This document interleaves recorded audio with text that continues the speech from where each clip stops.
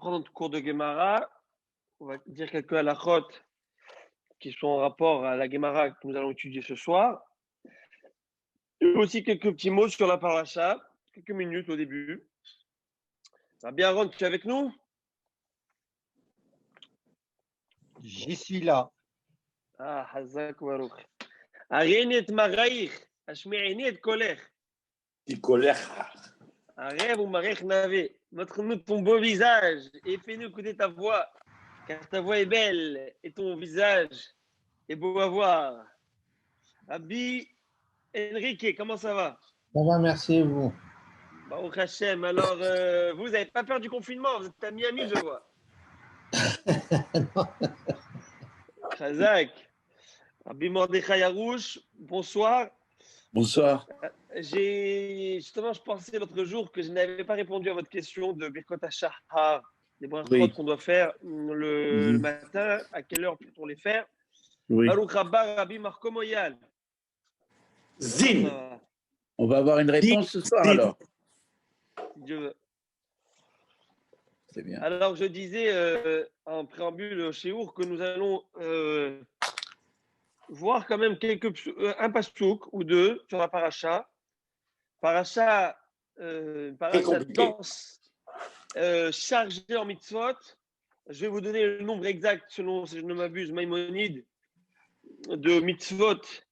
Alors, la parachat Mishpatim, que nous allons lire sur Shabbat, il y a 23 mitzvot positifs et 30 mitzvot négatifs. Donc, ça fait, Baruch Hashem, 53 sur nos 613. Et c'est surtout, ils sont taxés sur tout ce qui est monétaire, financier, pécunier, ou des torts et dommages et intérêts qu'on peut causer à une personne. Baruch Rabba Rabbi Marc. Sur ce, alors voilà, ça fait ce Shabbat, on va avoir un Shabbat bien chargé, un programme bien chargé, parce que nous allons sortir 3 Sefer Torah. Ouais. Sefer Torah pour la paracha de la semaine, un Sefer Torah pour Chodesh et un pour Shekalim. Donc, on va avoir 3 Sefer Torah. Ce n'est pas souvent qu'on a ça. 2 minutes. Donc, voilà. Donc, Bezat Hashem Shabbat, on va voir tout cela. Et là, je vais vous proposer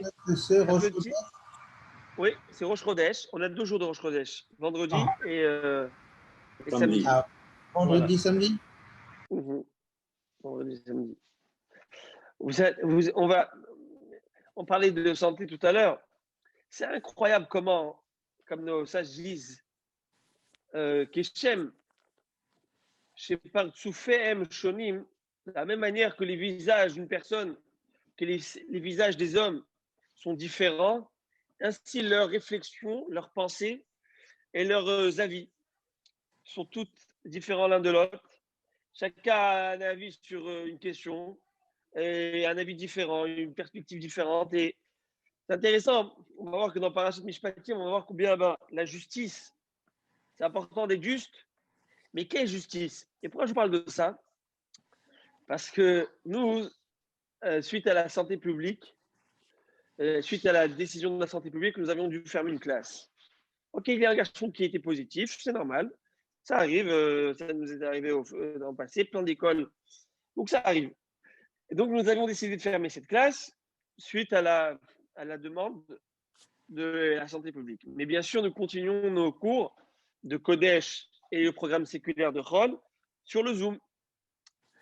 Et là, je vois, habituellement, donc les parents sont effrayés de ça et automatiquement, bien sûr, il vaut mieux fermer, etc. Moi, maintenant, j'ai reçu un mail ce soir d'un parent. Et vous voyez qu'est-ce que la charge de. En tout cas, en faisant tout un chapitre argumentatif sur pourquoi il faut ouvrir et ne pas écouter comme un mouton de voilà. De Panurge. Le gouvernement, ça, ce sont des. Bref, histoires complotistes. Et qu'au contraire, son grand-père s'est donné la Shoah pour ouvrir des écoles juives, et l'autre s'est donné vis-à-vis de la Gestapo. Et bon, cher Roland. Et je me suis dit, regardez comment chacun, il y en a qui tremblent, qui nous supplient de fermer. Il y en a qui supplient de réouvrir. Il y en a que et tu as une loi, tu fais selon la loi, et ça, c'est une chose. Deuxièmement, c'est qu'il y a une grande différence. C'est que l'ennemi qui est antisémite, on doit le combattre, on doit donner même parfois notre vie pour.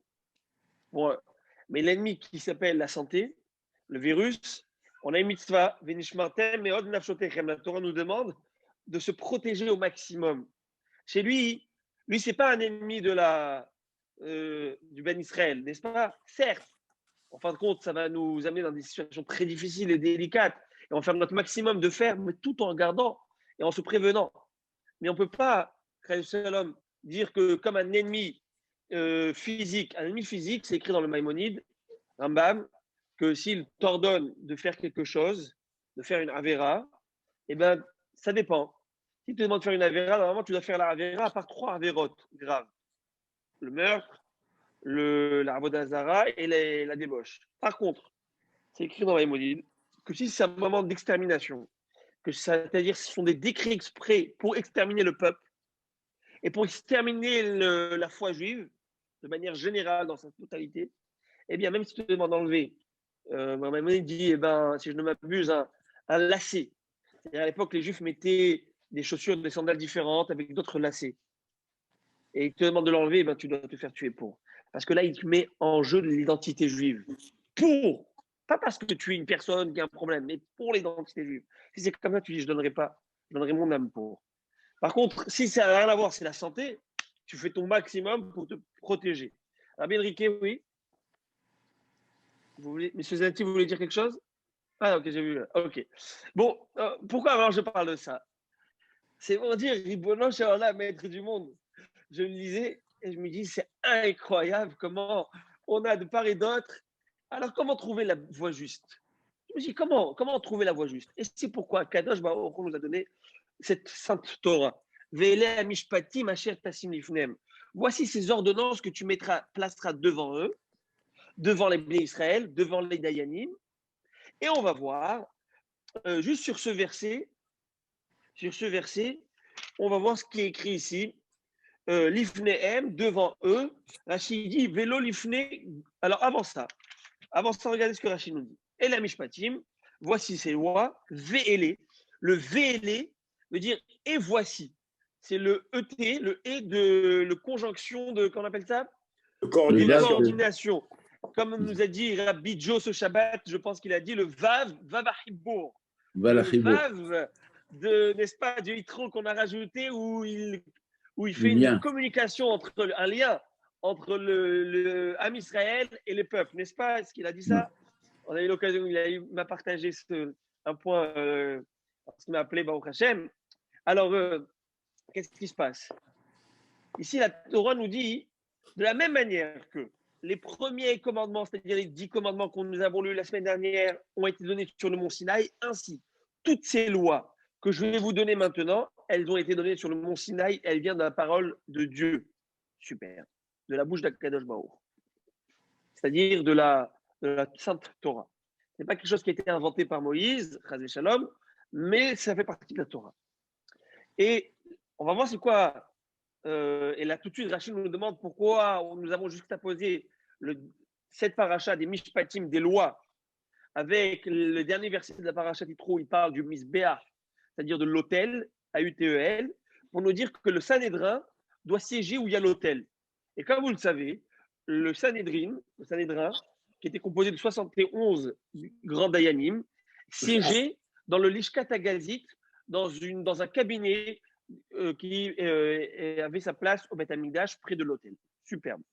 Maintenant, je me suis dit, pourquoi là-bas? Qu'est-ce qu'il y a? Eh bien, une idée. Une idée, c'est que ce n'est pas une loi, comme on va le voir, et je vais corroborer ce que je vais dire maintenant. Ce n'est pas une loi qui est intellectuelle, qui est rationnelle. Certes, rationnelle aux yeux des Dayanim, mais qui est basée sur notre Sainte Torah. Je vais expliquer ce que je veux dire. On a eu l'occasion d'en parler l'autre fois, mais je veux dire, au point où c'est écrit l'ifnem devant eux, Rachid tout de suite de nous dire vélo l'ifne goïm et non pas devant des goïm. Ça veut dire que même si des goïm connaissent parfaitement notre Torah, ou connaissent les lois, ou connaissent, étudient, ce sont des gens bien, des gens droits, des gens avec du civisme, avec des droits. Eh bien, va filou yagata bedin echad shem danin utokedin Israël. Et même si tu le savais, tu connaissais, et tu sais que dans ce genre de loi ou de problème, ils jugent comme les Bnei Israël, tu ne peux pas y aller là-bas. Et celui qui fait ça, Haz Shalom, Michalel et Hachem, il profane Hachem, ou Miyaker Shamael Elim, l'Ashbichab, il glorifie les idoles, Haz Shalom, leur Dieu. Ok. Et là, je me suis dit, pourquoi? Pourquoi? Quel est le problème? S'ils jugent comme ils jugent avec droiture, la Gemara nous dit dans le traité à Hérouvine, si je ne m'abuse, que s'il n'y avait pas la Torah, nous aurions appris, par exemple, le fait de ne pas voler, d'accord, de l'animal, de la fourmi. Répétez, s'il vous plaît, le quoi? La Avera, vous avez la dit faute. Nous aurions appris de la fourmi que nous n'avons pas le droit de voler.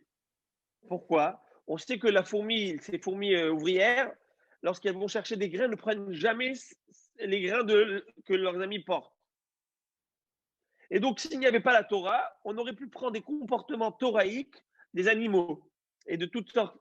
Et la question, elle est, alors pourquoi la Torah a été donnée sur ça?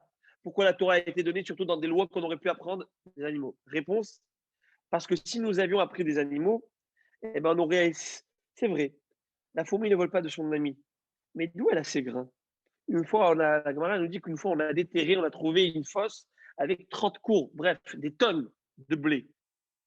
D'où elle a tout ça, celle-là? Eh ben, cette fourmi ouvrière, elle vole du paysan, tout ça. Ça, elle ne se pose pas la question.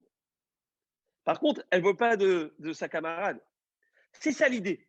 L'idée, c'est que, à tes yeux, c'est la chose droite, à tes yeux, c'est la bonne chose, eh ben, tu as décidé que c'est ça la justice. Comme nous avions dit à l'époque, dans un shiur qu'on avons fait, cela fait quelques semaines, où la justice ne peut pas être relative à l'homme parce qu'elle est amenée à changer selon les civilisations, selon les époques et les sociétés. Prenez ces fameuses lois de Nuremberg, prenez ces lois où ces réchaïm de nazis disaient que toute personne qui a du sang juif n'a pas le droit d'exister. Et bien à l'époque, c'était du droit. À l'époque, c'était la justice, à leurs yeux. Et ainsi, dans toutes les époques, que ce soit de Rome, de Grèce, de Sparte, ces enfants qui n'étaient pas amenés, qui ne pouvaient pas être forts, ils les jetaient, ils les tuaient dès la naissance, etc., etc. Selon leurs yeux, selon leur.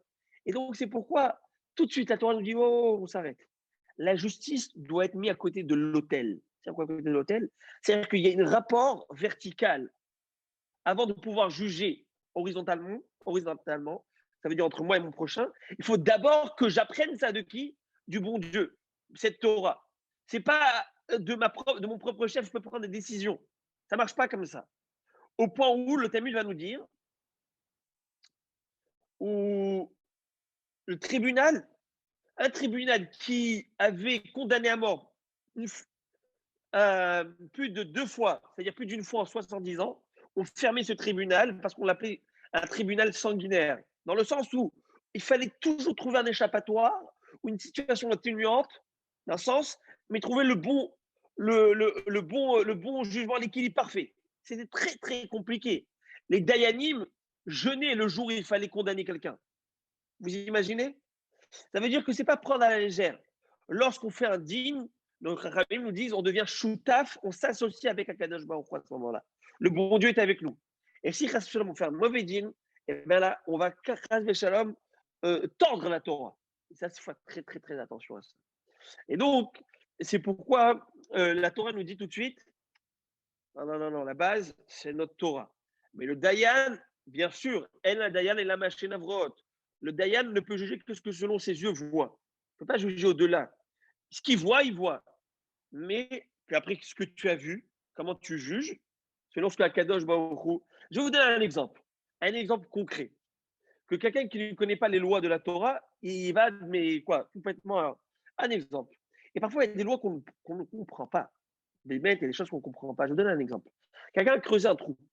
Il a fait un bord. Ça s'appelle un bord Birshut Arabim, un trou dans le domaine public. On sait. C'est écrit que qui Ishbor ou qui Iftach Ishbor. C'est écrit dans la Torah que dans notre parachat, celui qui ouvrira ou qui creusera un puits, un trou, et une personne tombera, ou un animal, et cet animal est morte, eh bien, il faudra payer donc l'animal. OK? Très bien. Par contre, il y a écrit comme ça. Shor vélo Adam, Hamor vélo Kélim. Il y a écrit si un shor, un bœuf, tombe, ou un Hamor, un âne tombe, tu devras payer ce qu'il a payé. Nos sages nous disent pourquoi tu as besoin de me donner ces précisions, un âne ou un bœuf. Ici, nos Chachamim ont appris quelque chose que Adam, Shor vélo Adam, Hamor vélo Kélim. Que si un homme s'est blessé, ou plutôt si quelqu'un s'est déchiré un habit, des vêtements, ou de la vaisselle, eh ben, tu ne paieras pas cette vaisselle. Pourquoi? Ou ces habits, tu ne paieras pas. C'est comme ça. Mais imaginez-vous qu'une personne s'est massacré son costume. Et il est parti chez l'autre, il dit, tu dois me payer. Et l'autre, il dit, tu as raison, je te paye. Il lui a payé. Après 120 ans, il monte et il lui dit, mais tu as pris de l'argent de quelqu'un qui... Il dit, moi, mais il m'a déchiré mon costume. Mais il dit, oui, mais d'après la Torah, tu ne dois pas le faire. Pourquoi? Je ne sais pas. Il y a des lois qu'on ne comprend pas. D'accord? Maintenant, là, j'ai donné un cas extrême, ok? Mais la majorité des cas, normalement, on paye dans un cas où on est responsable. Il y a des cas, des petits détails où il faudrait comprendre. Mais encore une fois, ce que je suis en train de dire, que c'est bien la Kadosh Baruch Hu qui te donne cette Torah et cette justice. Et cette justice, elle est vraie du début jusqu'à la fin. Elle est éternelle. Elle ne changera pas. Voilà donc un petit inyan que je voulais vous partager. Voilà. Maintenant, il y a d'autres petits points, mais d'abord, on va écouter Rabbi Shalom. J'entends pas Rabbi Shalom. Je mets mon micro. Alors, les Oui. motiumat qu'il y a dans tout le Rishon de Mishpatim, s'il fait ça, motiumat, s'il fait ça, motiumat, mais et les rabbins, ils doivent juger selon la Torah. Ils peuvent pas, ils doivent condamner à mort. Tout à fait. Et alors? Et alors, vous dites qu'il y a un tribunal qui condamne 2 fois en 70 ans, ne doit plus exister. Vous avez raison. Ça, c'est la loi. Ça, c'est la loi. La loi, elle était écrite telle qu'elle est ici. Maintenant, nous devons, comme c'est écrit dans la Torah, Veitilou Aeda, où le tribunal doit tout faire pour trouver une situation atténuante. Mais s'il n'y a pas de situation, une circonstance atténuante, eh ben, il faut faire le dîme. Point à la ligne. Tu dois le faire, certainement. Je ne veux pas dire que c'est mauvais. On doit le faire. Et si tu ne le fais pas, au contraire, il y a un problème. Au point où je vais aller même plus loin. La Torah te demande d'être tellement sincère, comme on va le voir, que Midvar où tu dois faire attention de ne pas prononcer des mensonges, même si ce sont des mensonges qui vont amener à la vérité. Je vous donne un exemple. Vous savez que si un tribunal de 23 juges peuvent déjà juger sur des questions de mort ou de vie ou de mort. Et ce tribunal, si tout un tribunal ont siégé, ils ont décidé ensemble que cette personne doit mourir. Et ben, c'est écrit que si tout le monde le condamne, eh bien, il est acquitté. Relaxé, bravo, acquitté. Par contre, imaginez-vous, nous sommes 22 Dayanim qui avons décidé que ce type doit mourir. Maintenant, moi, je suis le 23e Dayan et je vois selon les faits qu'il doit mourir. Sauf que je me dis, si je dis qu'il doit mourir parce que selon les faits, c'est ça que je dois dire, ce gars ne va pas mourir. Alors, je vais décider de dire qu'il ne doit pas mourir. Pourquoi? Pour en fin de compte le condamner. Parce que 22 à 1, on va le condamner. Mais si je dis qu'il doit mourir, nous serons 23 à l'unanimité, il ne mourra pas. Est-ce que je peux le faire? Parce qu'en fin de compte, je veux amener simplement la vérité. Je vais arriver à une conclusion qui est véridique. La Torah te dit non, monsieur, même pas. Même si c'est pour la vérité, je te demande de ne jamais prononcer des mots mensongers et faux.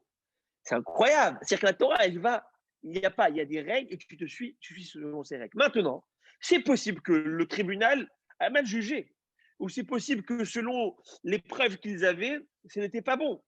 Et c'est-à-dire que selon les preuves qu'ils avaient, ils ne sont pas allés jusqu'au bout de la chose. Ça arrive. Moshe Rabbeinu est monté au ciel. Il a vu tous les jugements. Il a vu tous les lois. Et lui, il a vu certainement, pas comme nous, je veux dire, les hommes Dayanim vont voir, mais bien plus encore. Lui, il a vu comme un Kadosh Baruch Hu, entre guillemets, voit. et combien ce jugement et combien cette sentence est vraie dans cette situation et cette situation. Il a tout vu.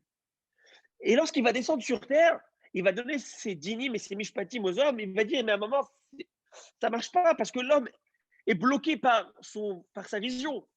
L'homme ne peut pas aller plus loin que ce qu'il voit. Et quand même, Akadosh Baruch Hu va lui dire, Asher Tassim Nifnem, tu lui donneras les ordonnances que je t'ai données. Certes que là-haut, toi, tu as vu bien plus, mais selon ce qu'eux voient. Alors, qui va terminer le travail? Eh bien, le bon Dieu. Il y a une notion qui s'appelle Diné Adam, Vedine Shamaim. Il a des lois de l'homme, il y a des lois du ciel. C'est-à-dire que parfois, plusieurs fois dans le Talmud, on retrouve ça. Patour midine Adam, Mehaya Vedine Shamaim. L'homme est dispensé, est acquitté dans les droits terrestres, mais il est condamnable dans les lois célestes. Comme par exemple, la Gemara va nous dire que les 4 peines capitales ne sont abolies, n'existent plus. Les 4 peines capitales ne peuvent plus être données par un tribunal tant qu'on n'a pas le Beth Amikdash. Par contre, c'est vrai que les 4 peines capitales sont abolies dans le sens où on ne peut pas, nous, les hommes, la donner. Par contre, elle existe toujours par un Kadosh Baruch Hu. Toutes les morts, atroces qui peuvent arriver à une personne, des tonneaux ou ce que vous voulez, dans une voiture ou un accident passé, c'est le bon Dieu. C'est pas comme ça que ça vient. Et c'est selon une faute. Nous n'avons pas le droit de juger. À Kadosh Baruch Hu, c'est. Il n'y a rien sans rien. S'il y a quelque chose, on ne peut pas comprendre. Si c'est pour une faute personnelle ou même d'une notion qui s'appelle Gilgoul. Cette notion de Gilgoul qui est extraordinaire, qu'il faut essayer de comprendre. Lorsque tu te demandes pourquoi cet homme, qu'est-ce qu'il paye? Il n'a rien fait. Tu ne connais pas sa vie antérieure. Tu ne peux pas savoir. Tu n'es pas dans les yeux du bon d'Akadosh Baruch Hu. Par contre, ce que je disais, oui. Alors, l'homme, je vous donne un exemple. On est en train d'étudier avec les jeunes à l'école. C'est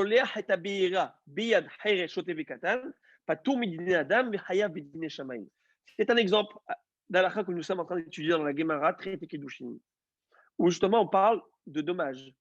Une personne qui a envoyé une braise, une torche, un flambeau, dans les mains, il a mis dans les mains d'un Heresh, une personne qui est sourde, choté ou une personne qui est femme d'esprit. Voilà, non, pas choté, pas un femme d'esprit, qui est fou, qui a perdu la raison. D'accord? Ou Katan, ou un enfant qui est mineur, dans le sens où on pense qu'il n'a pas la conscience. Et il a envoyé cet enfant ou cette personne à brûler quelque chose, une usine. Est-ce que je dois payer? Non, tu ne dois pas payer. Parce qu'en fin de compte, ce n'est pas toi qui l'as fait. Par contre, dans les lois célestes, si tu veux te dispenser des lois célestes, va le payer ce gars, il va lui faire un bon chèque tout de suite. Parce que sinon, tu n'es pas qui dans les lois. C'est vrai qu'il y a une juridiction, il y a des lois, il y a des lois bien précises. Et tant que tu es dans ces cordes, tu ne vas pas payer, etc. Mais dépasser cela, tu sais dans ton fort intérieur pourquoi tu l'as fait. Tu l'as fait pour faire du mal à quelqu'un, tu vas payer, mon gars. Ce n'est pas comme chez les goïms, où tu peux te faire relaxer, tu es un criminel, tu es un assassin, tu es un rachat méroucha, un fraudeur, un magouilleur, et on te donne un avocat qui te fait quoi qui ment. Il sait très bien c'est quoi la vérité. Il connaît le secret.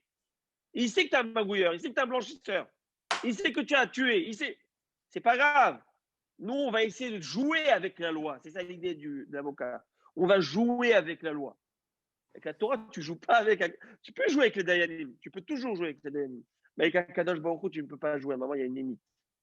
Sur ce, je vais vous donner quand même la Chokhma. J'ai une question. Qu'est-ce qui se passe pour un avocat qui est juif et qui sait qu'il ment? Qu'est-ce qui se passe?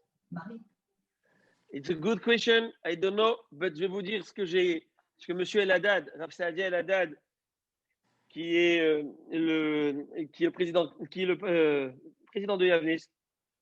Alors, il dit comme ça. Lui, vous savez qu'il est Avocat. Il est avocat. Voilà, il est avocat. Il a arrêté. Vous savez qu'il a arrêté, hein? Oui.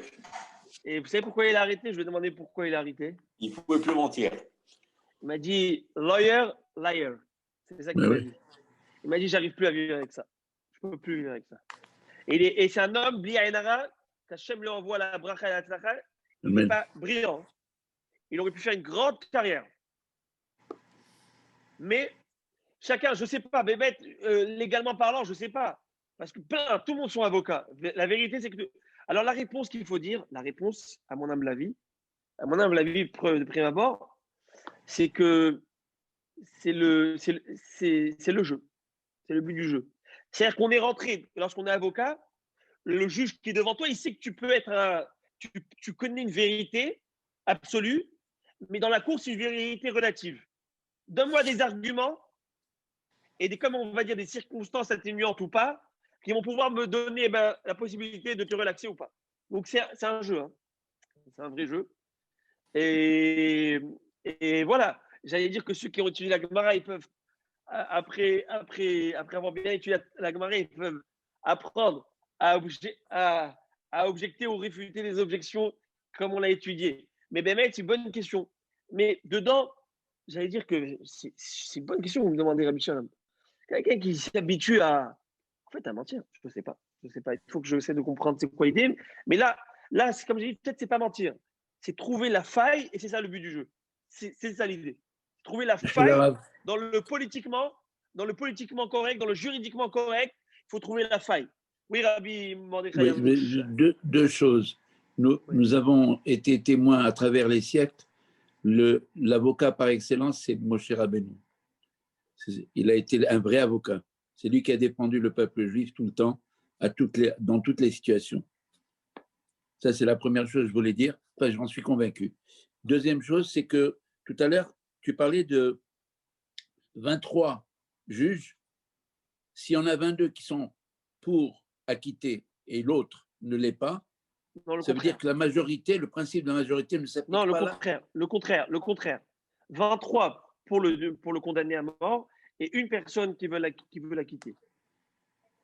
Ah, d'accord. Donc, ça veut dire que on va sur le principe de la majorité. Majoritaire. Mais par contre, ce principe, à un moment, il s'estompe dans le cas où ils sont tous d'accord qu'il doit mourir. Voilà, oui, ok. Et là, dans ce cas-ci, il ne meurt pas.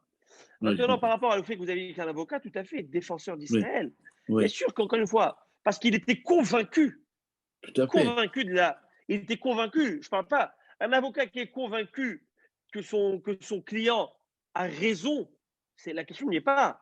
Mais un avocat qui sait que c'est un voleur, le gars, il sait. Mais je vais te donner des dizaines de cas. Il n'a pas le droit de mentir. Je ne sais pas moi, l'avocat de. Comment il s'appelle comment il s'appelle celui-là El Chapo. Comment il s'appelle El Chapo. Ouais, le gars, il a tué des milliers de personnes. Mais quoi, des cartels Mais il lui donne des millions de dollars pour le payer. Des centaines de familles mortes, endeuillées, et des enfants qui se droguent. Quoi, tu veux dire que quoi? C'est un homme qui est. Vous comprenez? Eh bien, c'est comme ça. C'est la loi. Et c'est pourquoi Kadosh Baruch Hu va nous dire Mishpati Machet. Nous, on a un tribunal et on a une loi. Et selon cette loi, tu vas aller. Parce que sinon, là-bas, ça ne marche pas. Et si tu vas, c'est comme ça que tu m'as délaissé, Chaz Shalom. Sur ce, je vais vous donner si vous me permettez, est-ce qu'on peut dire notre petit haïdouche ou on s'arrête là? Allez-y. Il y a 29, et là, je vois que Marc va me dire allô, la Gemara. Alors, un petit haïdouche comme ça, parce que on est entre nous. Hein.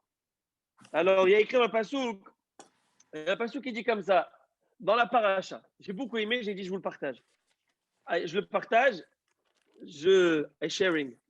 Ok, sur ce, c'est écrit comme ça. Qui t'aime, Ishedreu Kesef Okrelim Lishma.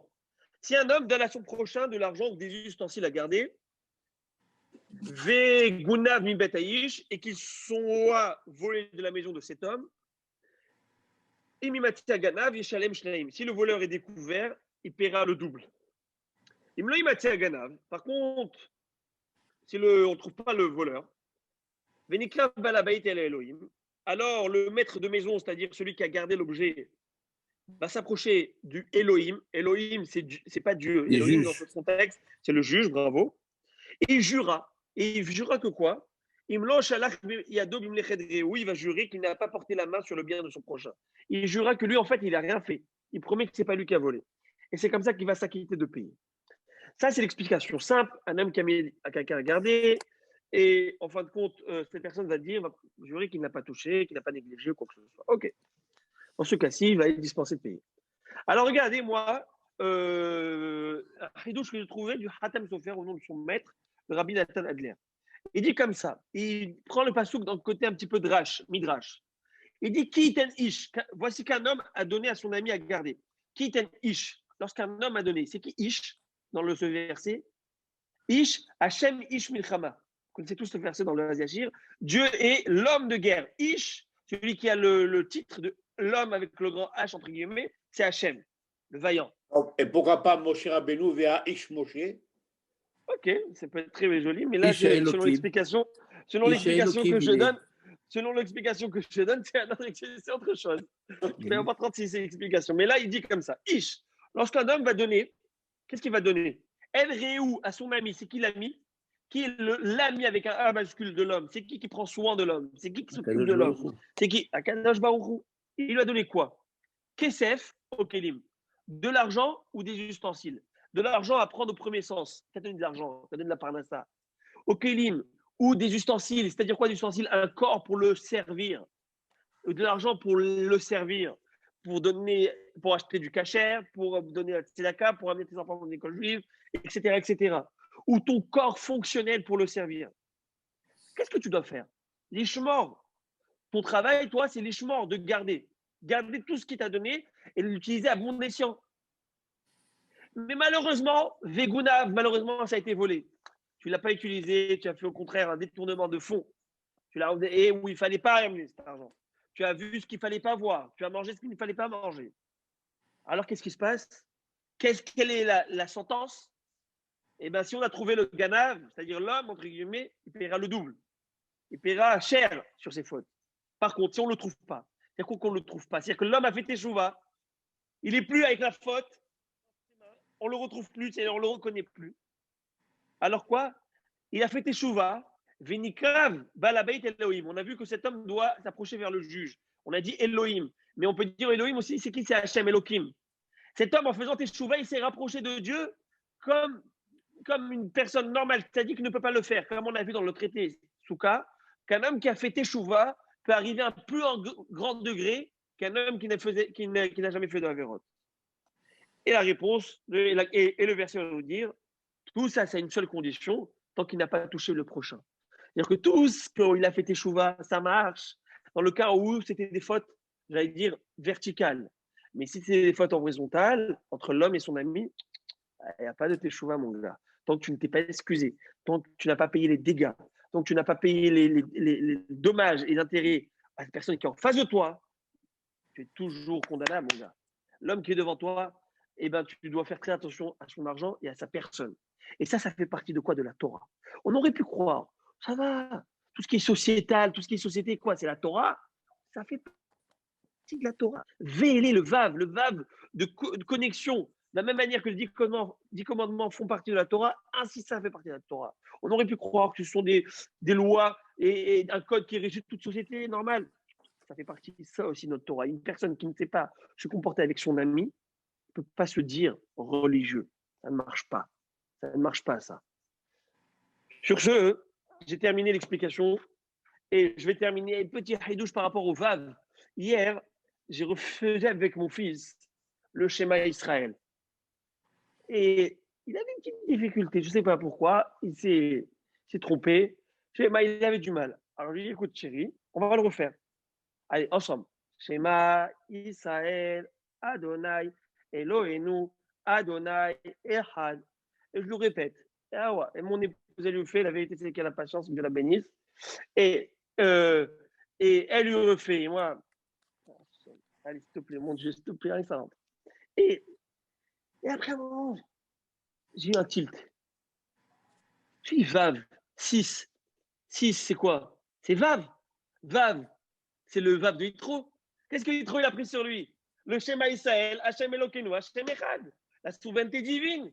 Il a pris sur lui la souveraineté d'Akadosh Baruch Hu, que c'est bien lui le seul et seul Dieu dans le monde, Hashem Echad. Et bien c'est pourquoi il y a eu le Vav dans Yitro. On lui a rajouté le Vav. Voilà ce petit hidouche qui m'est venu en tête lorsque j'ai eu les écoutes d'enseigner à mon fils ça. Maintenant on reprend la Gemara. Alors si vous avez aimé, très bien, sinon c'est le même prix. Sur ce, on y va. On reprend la Gemara. Mishem Hashem, voilà. Sur ce. La Gemara nous dit comme ça. Amar Rav Yehuda nous enseigne. Alors, ce que va nous dire Rav Yehuda, je vous le dis d'abord, ne soyez pas choqués, ce n'est pas la halakha. La halakha ne va pas être tranchée comme cela. Mais lui, il va aller selon une logique très intéressante. Lui, il va aller selon une logique, Rav Yehuda, qu'on va voir, que le schéma, ce n'est pas une mitzvah toraïque. La seule mitzvah toraïque qu'on doit faire matin et soir, c'est la sortie d'Égypte, le rappel et la mention de la sortie d'Égypte. Pour lui, lorsqu'il a écrit Vishinantam levanecha vedibar tabam, tu enseigneras à tes enfants et tu les diras, ce n'est pas le schéma, c'est la Torah. Et regardez ce qu'il va nous dire. Très intéressant. Ça fait kara kriyat shema, ça fait klokara. Toute personne qui a un doute et se demande s'il a récité le schéma ou s'il n'a pas encore récité le schéma, ça arrive, ça met des trous de mémoire. Et non, il ne doit pas se répéter, il ne doit pas refaire. Par contre, ça fait qu'Amar emet ve'ativ, ça fait que l'Ohamar, Hoser ve'omer emet ve'ativ. Par contre, s'il a un doute quant à la Beracha d'après le schéma, qui s'appelle emet ve'ativ, eh bien là, il doit refaire. Pourquoi? Ma'ita'ama. Pour quelle raison? Raison de Rav Yehuda, Kriyat Shema de Rabbanan, emet ve'ativ d'Oraita. J'explique. Le Kriyat Shema n'est que d'ordre rabbinique, et le emet ve'ativ, c'est d'ordre toraïque. Alors, vous écarquillez les yeux, vous demandez ce que ça veut dire. Comme je vous l'ai dit, que le schéma pour lui, c'est d'ordre rabbinique. Par contre, le Emet Ve'ativ est mention là-bas. De quoi on parle dans le Emet Ve'ativ? De la Yetziat Mitzrayim, de la sortie d'Égypte, n'est-ce pas? Ve'didim Avouya, Ve'zedim Tibata, tu as noyé les Édim, tu as noyé les scélérats et tu as fait sortir le Ham Israël, etc. Donc, on parle de la sortie d'Égypte. Et donc, pour lui, comme le Emet Ve'ativ est basé sur la sortie d'Égypte, alors c'est d'ordre toraïque. Le schéma, c'est d'ordre rabbinique. Et on a une règle générale dans la Torah. Tout doute rabbinique, on est cool. Tout doute toraïque, on est plus rigoureux, on doit répéter. Et donc, dans le doute, il te dit, si tu n'as pas fait le schéma, tu n'as pas besoin de reprendre. Si tu as un doute. Et si tu as un doute, si tu n'as pas fait Emet Ve'ativ, tu dois refaire Emet Ve'ativ. Très intéressant. Mativ Rav Yosef. Même si c'est la nuit. Même si c'est la oui. nuit. Ok. Oui. Rav Yosef tout de suite va objecter. C'est écrit dans le texte du schéma très clairement qu'il faut le prononcer ces mots à ton coucher, à ton lever. Donc ça indique clairement que la récitation du schéma doit être faite le soir et le matin, et c'est la Torah qui demande. Amar et Abaye va répondre, il va dire non. Aou bidivre Torah active. Lui peut te dire simplement que ce verset a été écrit à propos des mots de la Torah, en général. Donc tu dois faire la Torah le matin et le soir. En deux mots, tu dois toujours étudier. Mais pas par rapport au schéma même, au mot du schéma. Bon. Et là, tout de suite, la Gemara va essayer de le réfuter complètement. Elle va dire, allô. Nan, tu nous as toi-même enseigné, nous avons enseigné dans une Mishnah, dans notre Mishnah, que nous avons entamé la semaine dernière. Baal Kerim Harer Belibo. Celui qui a eu une émission séminale, et selon Ezra, il ne peut pas dire le schéma, il doit méditer du schéma. Par contre, il ne médite et ni ne prononce ni le bracha d'avant et ni la bracha d'après le schéma. Et vous connaissez la bracha d'après le schéma, c'est quoi? Emet Ve'ativ. Clairement, c'est écrit que quoi? Et que dans la Birkat Amazon, on ne le fait pas avant, mais on le fait après. Donc l'Amazon, parce que c'est toraïque. Et la Gemara de conclure la réfutation, Ve'is al-Kadata, Emet Ve'ativ de Oraita, Livruch Acharea. Très belle question de la Gemara. La Gemara dit attends. Si cet homme est impur et tu me demandes de méditer des propos, lesquels les propos du schéma seulement, parce qu'apparemment c'est dans toraïque. Mais si selon toi, Rav Yehuda, le Emet Ve'ativ est dans toraïque, il aurait fallu méditer le Emet Ve'ativ, n'est-ce pas? Simplement. Réponse de Rav Yehuda, vous allez voir comment il s'en sort. Incroyable. Il va dire non. Imishum Mitziat Mitzrayim.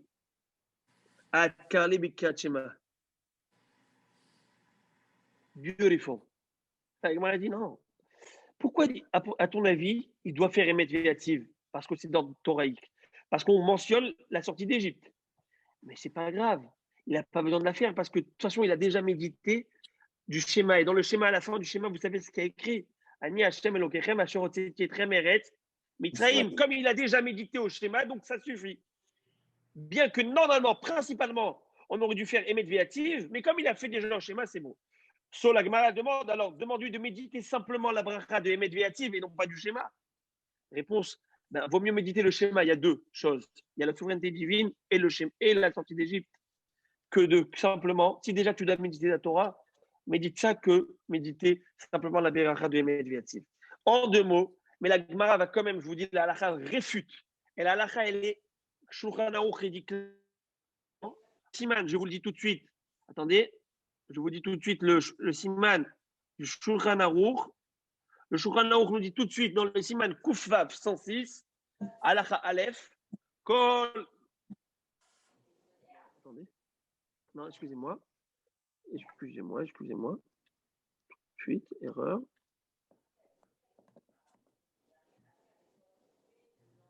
Voilà.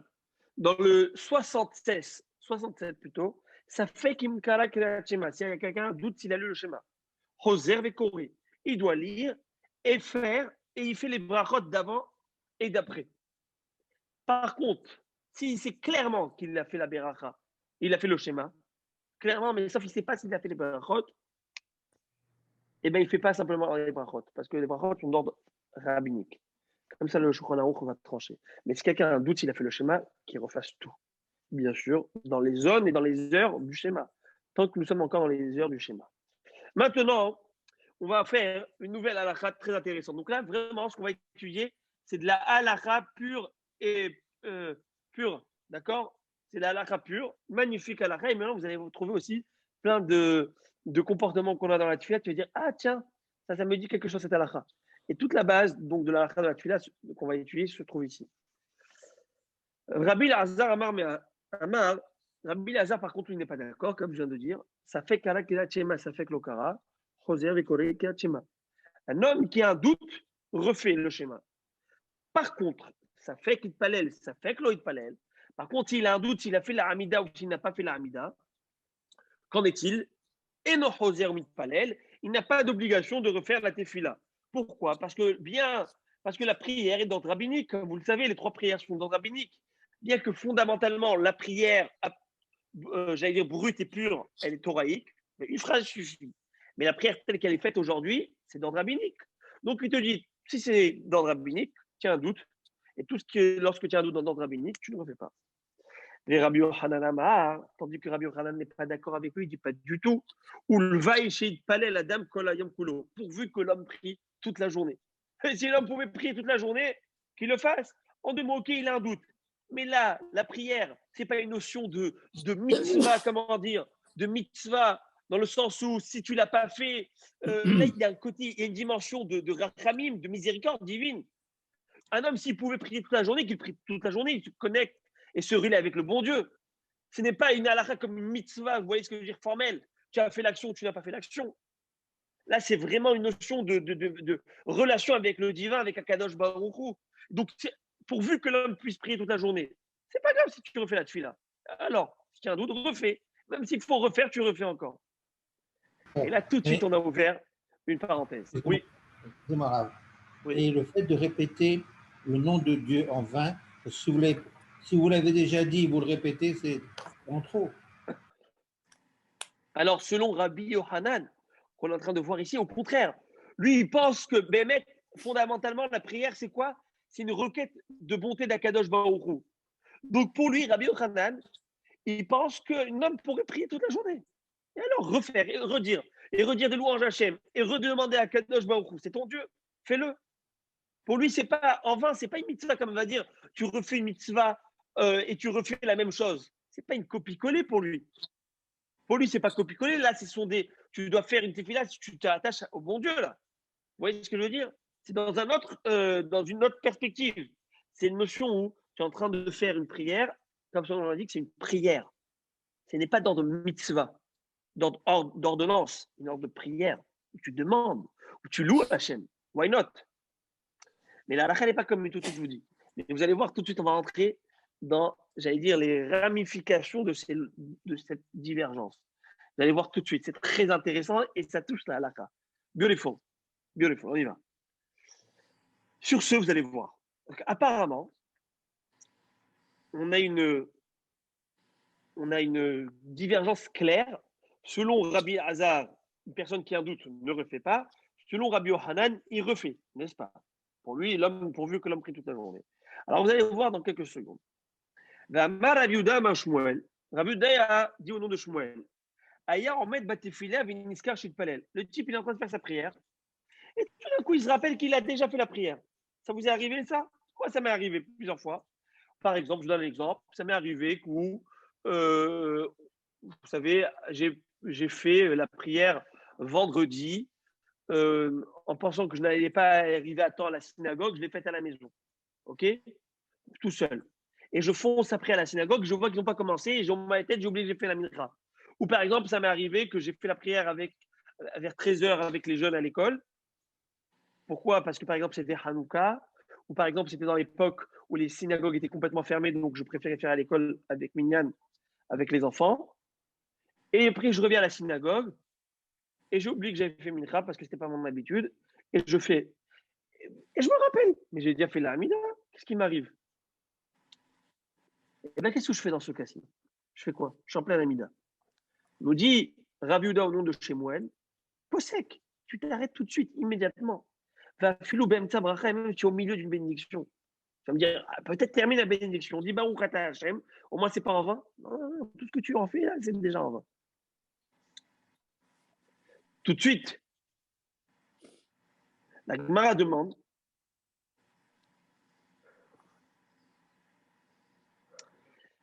Et je vais lire ça et je vais expliquer dans 2 minutes. Déjà, il y a une notion qu'il faut qu'on rappelle. C'est important de savoir.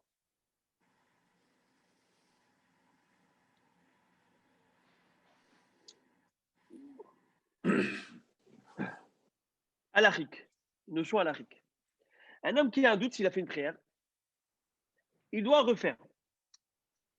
Selon Rav Yochanan ou selon Rabbi Lazar. Maintenant, dans le cas où il veut refaire, est-ce qu'il y a une possibilité? On sait qu'il y a une possibilité de ce qu'on appelle tefilat nedava. C'est quoi tefilat nedava? De faire une tefila ou une offrande. Vous savez que les prières sont en rapport au sacrifice. Et dans les sacrifices, une personne pouvait amener de manière volontaire une offrande pour remercier le bon Dieu. Alors, si les prières sont en rapport au korbanot, et ainsi comme de la même manière que dans le korbanot, vous pouvez faire des offrandes, ainsi moi je veux faire une offrande en faisant une prière. C'est vrai qu'on a le droit de faire, mais comme on va le voir, c'est qu'il faut, dans quelques minutes on va voir, il faut être mehadesh badavar. C'est quoi mehadesh badavar? Il faut dire quelque chose de nouveau. C'est-à-dire que tu ne peux pas faire copie-coller ta prière. La même Amida. Tu dois dire, par exemple, dans le schéma collé, nous, Hachem, envoie-moi da chorma, Hachem, envoie-moi la parnassa, Hachem, envoie la santé à cette personne, s'il te plaît. Ou on va dire que il va avoir des nouvelles émotions dans cette prière. Parce que si tu copies-coller, c'est quoi cette prière que tu fais là? Il n'y a plus d'émotion, il n'y a plus rien. Alors, on va retrouver ça dans un instant. Je vous ai fait une petite introduction pour qu'on puisse comprendre dans 2 minutes ce que la Gemara va nous dire. OK? On y arrive. La Gemara nous dit comme ça. Attends, qu'est-ce que tu viens de me dire? Un homme qui alors, pourquoi je vous ai parlé de ça? Parce que je vous ai dit tout de suite qu'une personne qui s'est souvenue qu'il avait déjà fait la Hamida, il doit s'interrompre immédiatement. Et là, vous pourrez me demander pourquoi ne pas la terminer en disant que la suite de la prière, c'est une Nedava. C'est quoi une Nedava? Une offrande. Un don à Dieu. Réponse, vous connaissez des corbanotes qui sont, les pattes avant, c'est des corbanotes qui sont obligatoires, les pattes arrière, ce sont des corbanotes qui sont offrandes et dons de manière volontaire, ça n'existe pas. Donc tu interrompes une amida pareille. Sur ce, la Gemara dit, c'est bizarre que tu me demandes d'interrompre. Mais je vois clairement que Rav Nachman nous raconte, lorsqu'il était chez Rabba, lorsqu'il était dans le Beth Midrash de Rabba, fils de Avoua, ils lui ont posé cette question à ce Rav.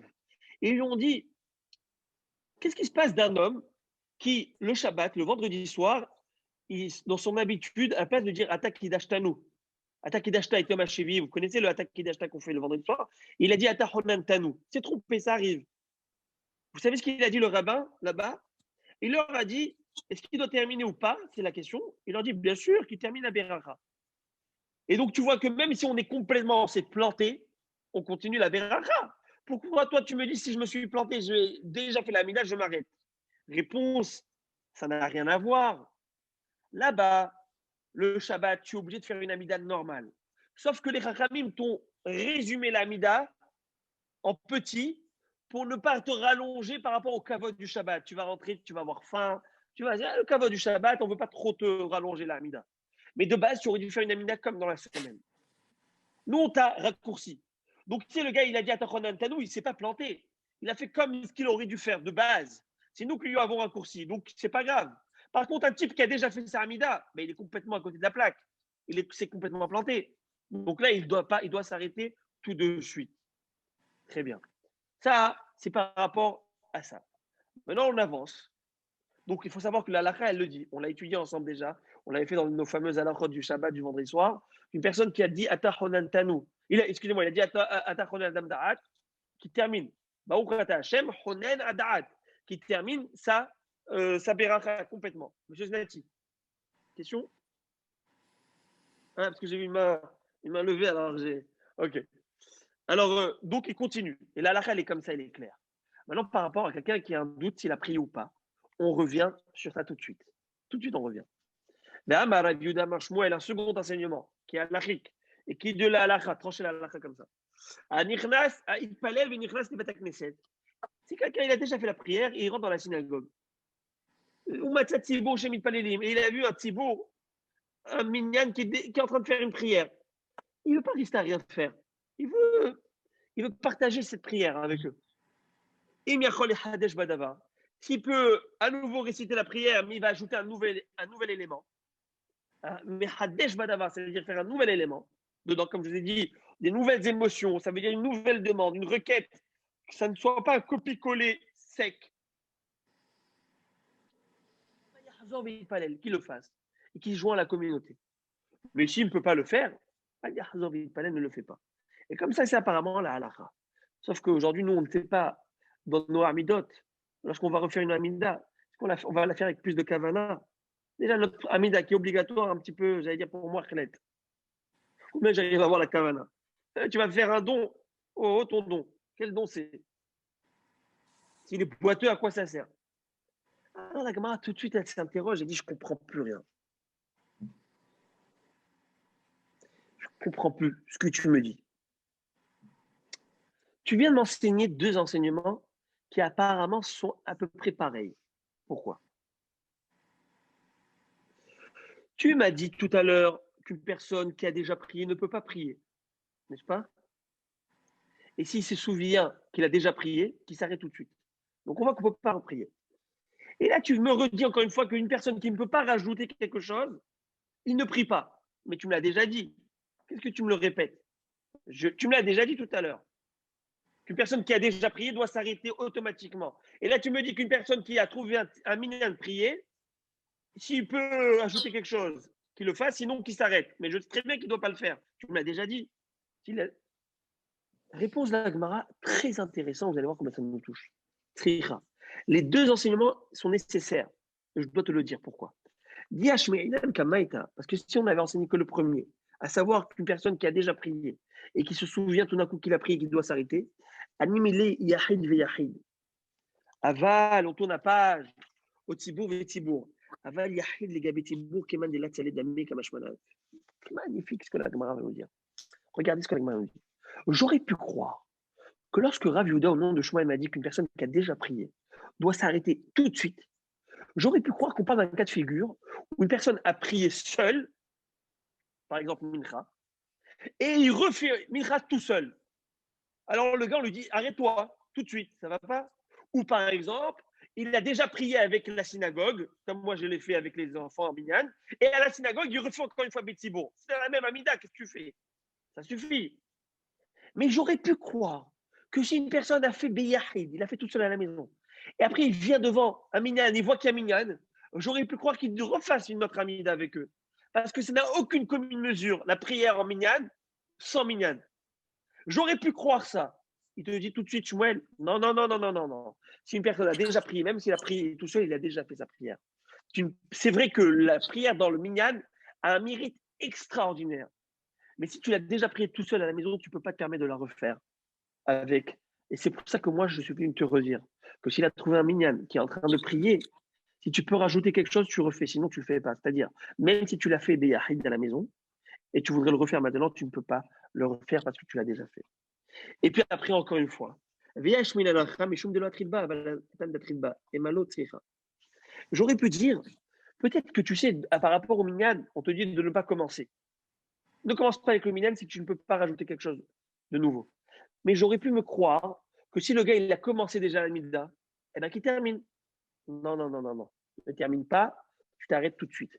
Et là, la règle est comme ça, tranchée clairement, comme on vient de le dire, qu'une personne qui a déjà fait doit s'arrêter tout de suite. Voilà mon rabotaï. Je vais m'arrêter aujourd'hui parce que c'est assez. Il y a beaucoup de halachot. Je ne veux pas que ce soit trop lourd, trop chargé le limoud. On a quelques halachot encore de halakha des massés. Et je voudrais bien, peut-être jeudi, me faire un petit résumé entre nous. On se fait un petit résumé de toutes les lois, les maasés que nous avons apprises. Comment ça a été tranché dans le Shulchan Aruch. Et je termine comme Rashi nous dit dans le Parashat Mishpatim. Voici les ordonnances que tu dois mettre devant eux. Rashi de dire c'est quoi devant eux? Shulchan Aruch, comme une table dressée que tu peux manger de suite. Il faut que tout soit clair, tout soit agréable, tout soit facile à comprendre. C'est pourquoi j'espère que c'était agréable et assez facile. Et en tout cas, le jeudi, je vous donnerai les couverts pour pouvoir consommer ce plat de consistance. Voilà moi. Bonsoir, merci. Kol tov. Bonne journée. תודה רבה.